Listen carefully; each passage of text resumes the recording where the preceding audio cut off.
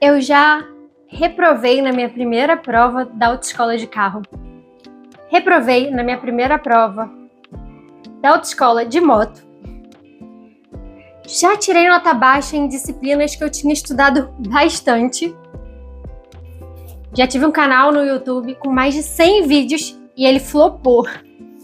Sabe o que todas essas histórias têm em comum, além de serem histórias vividas por mim? Vem cá que eu vou te contar.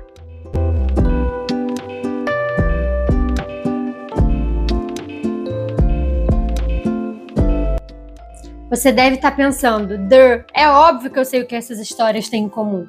Você falhou em todas elas. E você tem razão, eu falhei em todas elas. Mas eu consigo enxergar por um outro ponto também.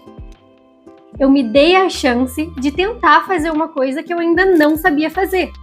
E todas as vezes que a gente se dá a chance de tentar uma coisa nova, é quase certo que o erro vai vir junto. O erro faz parte do processo de aprendizagem.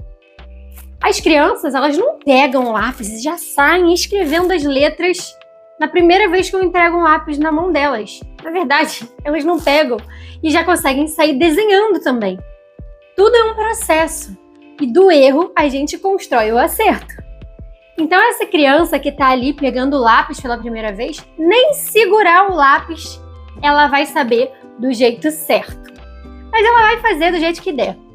Aliás, as crianças dão um baile na gente nesse quesito de lidar melhor com os erros. Porque elas estão ali, aprendendo tudo. E se a gente souber orientar e mediar ela nesse momento da infância, ela vai ser um adulto muito mais funcional do que muitos que a gente conhece por aí, que não podem nem errar uma vez que já desistem, ou pior ainda, nem tentam fazer alguma coisa nova, porque já pensam que vai ser difícil, que não vai conseguir, que vai pagar mico, que vão rir da cara da pessoa. Mas vamos combinar? Você se lembra aí de 3, 4, 5 exemplos na sua vida inteira de alguém que fez uma pergunta idiota para o professor? Você lembra? Você fica parando na sua casa e falando, nossa, lembrei daquele dia na terceira série, quando fulano de tal fez uma pergunta muito idiota. Você pode até pensar isso na hora. E aí também eu acho que isso fala mais da pessoa que está pensando assim do que da própria pessoa que perguntou. Mas, mesmo que você tenha pensado isso na época, com certeza passou. E com certeza agora você já nem lembra mais que pergunta era essa. Até porque as pessoas não têm tanta relevância assim na vida um do outro. E isso é bom.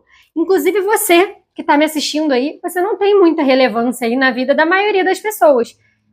E as pessoas também não têm tanta relevância assim na sua vida. Mesmo que seja uma pessoa que você ame, que você se importa, que você veja bastante. A gente está muito focado, e eu espero que todos aqui que estão no meu canal estejam mesmo com esse foco de se desenvolver, de desenvolver autoconhecimento, de melhorar a cada dia. E se a gente tá com esse foco, eu não tô me preocupando com o caminho do outro, com o erro do outro, com a pergunta do outro. Eu tô no meu processo e ele tá no dele. E as perguntas e os erros são super importantes nesse processo. Eu enxergo o erro como uma coisa incrível. E hoje em dia, toda vez que eu erro, eu agradeço por errar. Errar e ter a oportunidade de tentar novamente, porque os erros, eles me ensinaram muito mais do que os meus acertos. E eu tenho certeza que se você já tentou muito uma coisa e falhou 1, 2, 3, 4, 5 vezes e só foi conquistar lá na 7ª, lá na 8ª talvez, na 10ª, você sentiu essa vitória de um jeito muito diferente das coisas que você conquistou de uma maneira mais fácil. Você pensou, nossa, valeu a pena ter tido todos aqueles erros. Valeu a pena eu ter andado tanto para chegar até aqui. Valeu a pena eu ter me esforçado tanto. E são nos erros que a gente vai sendo puxado, sabe? Para extrair mais e mais e mais e poder mostrar esse potencial que a gente já tem dentro da gente.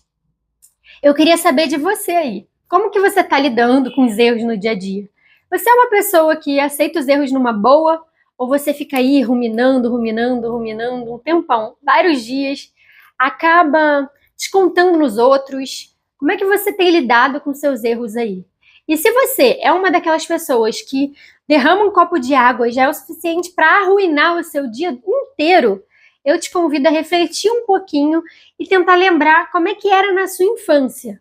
Como que era na sua casa quando você derrubava um copo de água, um copo de suco? Tinha consequências? Você ficava de castigo?